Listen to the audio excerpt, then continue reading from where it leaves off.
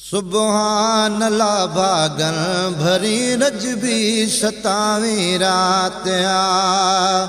सुबहान अल्लाह भागन भरी रजबी 27वीं रात आ।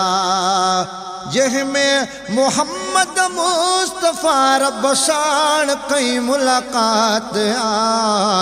सुबहान अल्लाह भागन भरी रजबी 27वीं रात आ। सुबहान अल्लाह भागन भरी रजबी 27वीं रात आ। जंहिंमें मोहम्मद मुस्तफ़ा रब साण कई मुलाकात आ।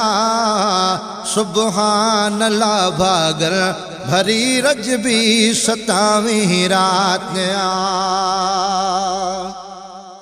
इएं ॿियो नबी नाहे वयो जीअं अर्श ते महबूब वियो। इएं ॿियो नबी नाहे वयो जीअं अर्श ते महबूब वियो। हिन ई हबीब करीम खे हासिल थी दरजात आ। सुबहान अल्लाह भागन भरी रजबी 27वीं रात आ। सुबहान अल्लाह भागन भरी रजबी 27वीं रात आ। किए तूर ते तजली ॾिसी हज़रत मूसा बेहोश थियो। किए तूर ते तजली पसी हज़रत मूसा बेहोश थियो।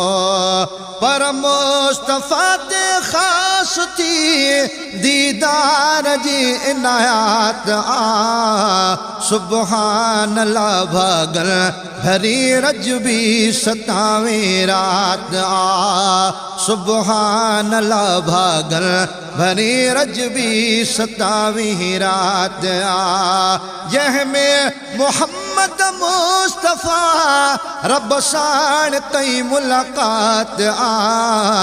सुबहान अल्लाह भागन भरी रजबी 27वीं रात आ।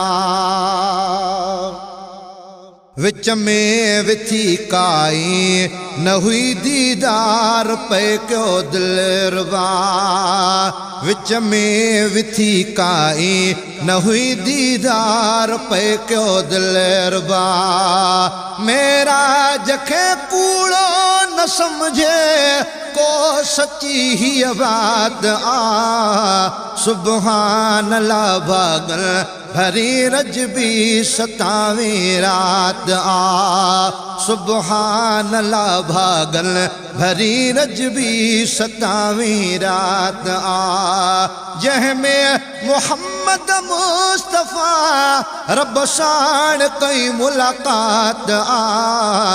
सुबहान अल्लाह भागन भरी रजबी 27वीं रात आ। सुबहान अल्लाह भागन भरी रजबी 27वीं रात आ।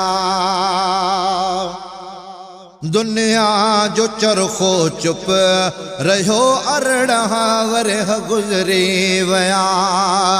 दुनिया जो चरखो चुप रहियो 18 वरह गुज़री विया।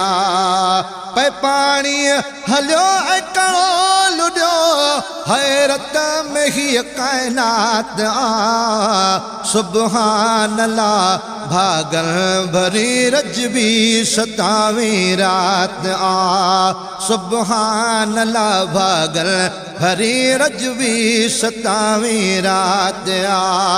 जंहिंमें मोहम्मद मुस्तफ़ा रब साण कई मुलाकात आ। सुबहान अल्लाह भागन भरी रजबी 27वीं रात आ। सुबहान अल्लाह भागन भरी रजबी 27वीं रात आ।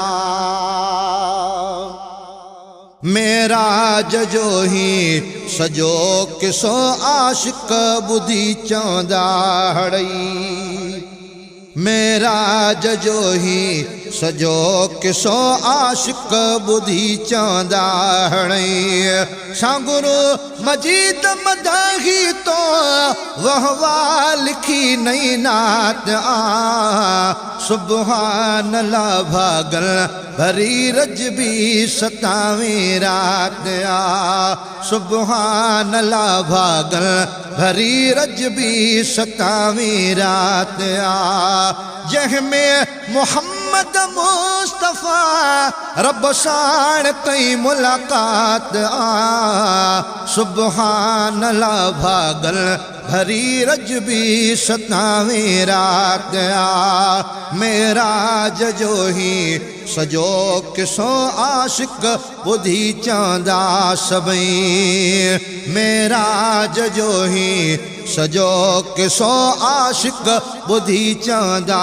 सभई सांगुरु मजीद मदाही तो वहवा लिखी नई नात सुबहान अल्लाह भागल भरी रजबी 27वीं रात सुबहान अल्लाह भागल भरी रजबी 27वीं रात जंहिंमें मोहम्मद मुस्तफ़ा रब साण कई मुलाकात सुबहान अल्लाह भागल भरी रजबी 27वीं रात